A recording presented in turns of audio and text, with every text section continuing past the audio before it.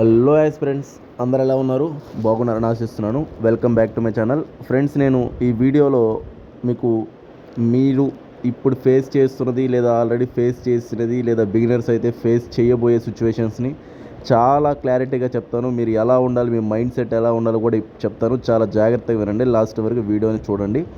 First చూసినట్లయితే మీరు కానీ ఈ యొక్క గవర్నమెంట్ ఫీల్డ్కి వస్తే అది గ్రూప్ 1 కానీ, గ్రూప్ 2 కానీ, యూపీఎస్సీ కానీ, డిఎస్సి కానీ, పోలీస్ కానిస్టేబుల్ కానీ, ఏదైనా సరే ఈ యొక్క గవర్నమెంట్ జాబ్ సైడు మీరు కానీ వచ్చినట్లయితే బిగినర్స్ అయితే మీరు ఫేస్ చేయబోతారండి. అంటే స్టార్టింగ్ కాబట్టి మీరు ప్రిపరేషన్ చేస్తారు, ఒక అటెంప్ట్ తర్వాత ఇవన్నీ వస్తాయి. ఆల్రెడీ రాసిన వాళ్ళకైతే ఇప్పుడు ఫేస్ చేస్తూ ఉంటారు. లేదు ఇంకొక 4-5 ఏళ్ళు అయిపోయిందంటే వాళ్ళు ఆల్రెడీ ఫేస్ చేసి ఉంటారు. సో ఈ 3 స్టేజెస్ ఏంటి సార్ ఇదంతా అని చాలా జాగ్రత్తగా వినండి, చెప్తా చూడండి. ఫస్ట్ ఎలా ఉంటుందంటే, స్టార్టింగ్ మనం ఎన్నో ఆలోచించి ఇంట్లో ఒప్పించి మొత్తానికైతే కోచింగో లేకపోతే హైదరాబాదో లేకపోతే ఎక్కడ కూడా వెళ్ళి చదువుకుంటాం. సో మన కష్టం మనం పడతాం. సో అందరు పర్ఫెక్ట్గా ప్రిపేర్ అవుతారని నేను చెప్పను, బట్ అందరూ అంత లేజీగా ప్రిపేర్ అవుతారని చెప్పను. ఎవరు కష్టం వాళ్ళు చేస్తారు, మొత్తానికి కొంతమంది సక్సెస్ అవుతారు, కొంతమంది ఫెయిల్ అవుతారు. సో ఇప్పుడు ఎలా ఉంటుందంటే, ఫస్ట్ చూసినట్లయితే సొసైటీ ప్రెషర్ ఎలా ఉంటుందంటే, ఫస్ట్ నువ్వు రాసి సక్సెస్ అయితే సక్సెస్ఫుల్ పర్సన్స్గా గుర్తిస్తారు, బట్ చాలా రేర్గా ఉంటారు వీళ్ళు ఫస్టే సక్సెస్ అయ్యేవాళ్ళు. బట్ మిగతా వాళ్ళు ఎక్కువ 99% ఉండేది ఏంటంటే, ఫెయిల్ అయిన తర్వాత ఎలా చూస్తారంటే, ఇంకా ఏం చేస్తున్నావు బాబు అంటే నిన్ను అసలు నువ్వు ఏం పని చేయనట్టుగా భావిస్తుంది సొసైటీ. అంటే ఈ గవర్నమెంట్ జాబ్స్ ఎగ్జామ్స్ రాస్తున్నావు అంటే నువ్వేం పని చేయనట్టు, నువ్వు చదువుతున్నట్టు కూడా లెక్క చేయదు. అది నువ్వు మైండ్లో పెట్టుకో ఫస్ట్ నుంచే. అంటే ఇంకా ఖాళీగానే ఉన్నావు. వాళ్ళు ఎవరు చెప్పినా ఏం చెప్పినా ఎక్కడ మాట్లాడుతున్నావు, వాడు ఖాళీగా తిరుగుతున్నాడు, లేకపోతే అమ్మాయి ఖాళీగానే ఉంది, పెళ్లి చేసేయకూడదు, అమ్మాయిని అయితే పెళ్లి చేసేయకూడదు, ఖాళీగా ఎందుకు చదివించడం అని. అబ్బాయి అయితే ఖాళీగా ఊరికే తిరుగుతా ఉన్నాడు హైదరాబాద్ లేకపోతే అక్కడ అని చెప్పేసి చదవుతున్నట్టు కూడా నిన్ను గుర్తించరు. అది నువ్వు ఫస్ట్ మైండ్లో పెట్టుకోవాలి.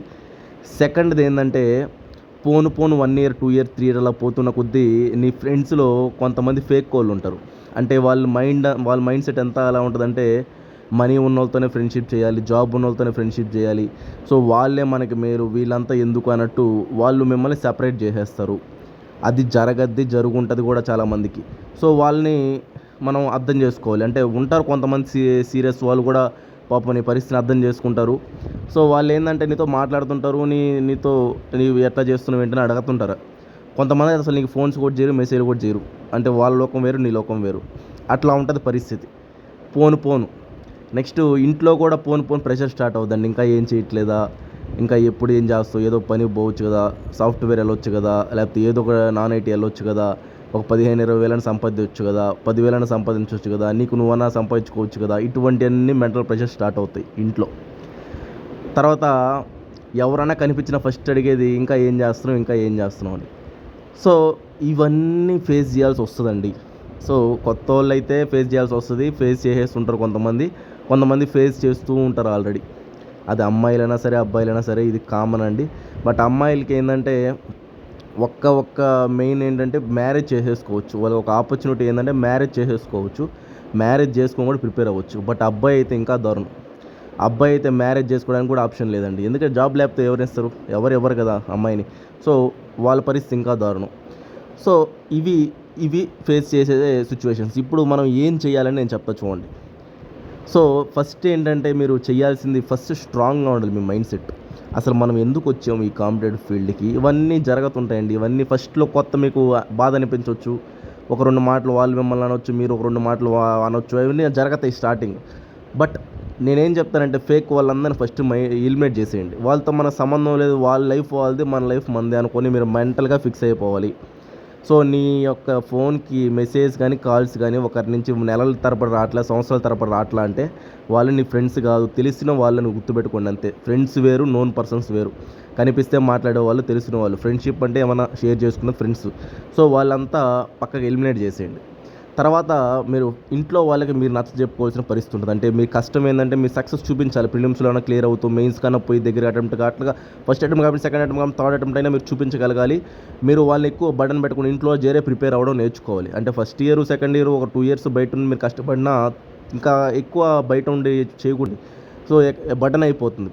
సో మీరు ఇంట్లోనే ప్రిపేర్ అవ్వడం అలవాటు చేసుకోండి. మీ ఊర్లోనే స్టడీ హాల్స్ వాటికి వెళ్ళండి, మీ ఇంట్లోనే చదువుకోండి. సో ఆ విధంగా ప్లాన్ చేసుకోండి. నెక్స్ట్ థర్డ్ది ఏంటంటే మీరు బాగా ఆలోచించండి. ఇంకోటి కంపారిజన్స్ చేస్తూ ఉంటారు. అంటే మీకు వేరే వాళ్ళకి, అంటే వాళ్ళకి ఇంత జాబ్ శాలరీ, నీకింత నీకు అసలు ఏం లేదు, ఈ కంపారిజన్స్ చేస్తూ ఉంటారు.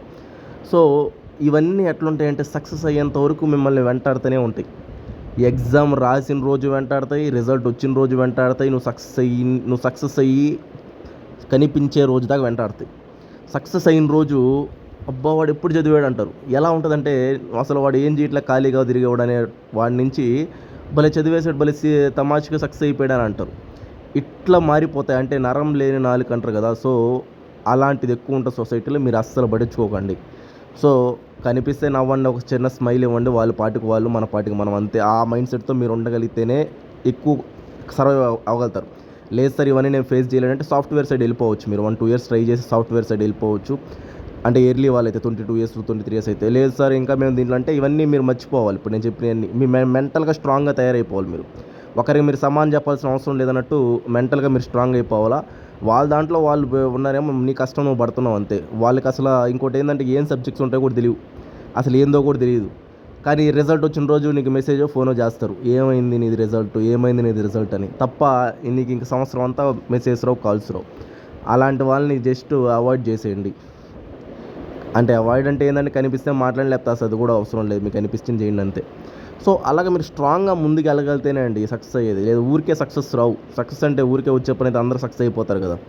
సో ఎన్ని దాటుకొని అన్నీ చేసుకొని, బట్ మీరు కష్టపడుతూనే ఉండాలి. ఎవ్రీడే ఎగ్జామ్ ఉన్నా లేకపోయినా, నోటిఫికేషన్ వచ్చినా రాకపోయినా, మీరు కష్టం మీరు పడుతూనే ఉండాలి.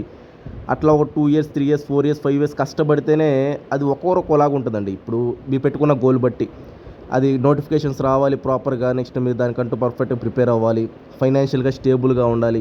ఇవన్నీ ఫ్యాక్టర్స్ ఉంటాయి.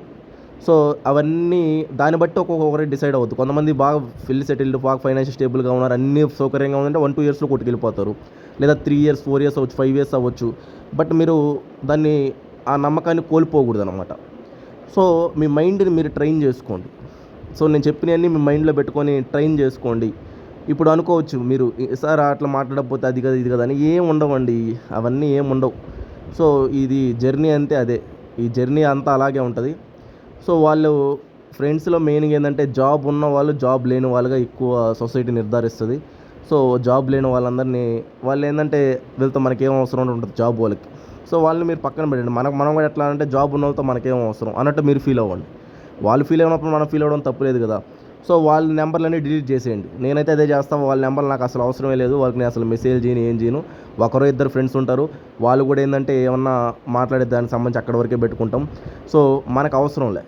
అట్లా మీరు ముందుకు వెళ్ళగలరు. ఎందుకంటే ప్రెషరే ఉండకూడదు మీ మీద. అప్పుడే మీరు సక్సెస్ అవుతారు. మీకు ఏమనిపిస్తుందో కింద కామెంట్ చేయండి. Thank you.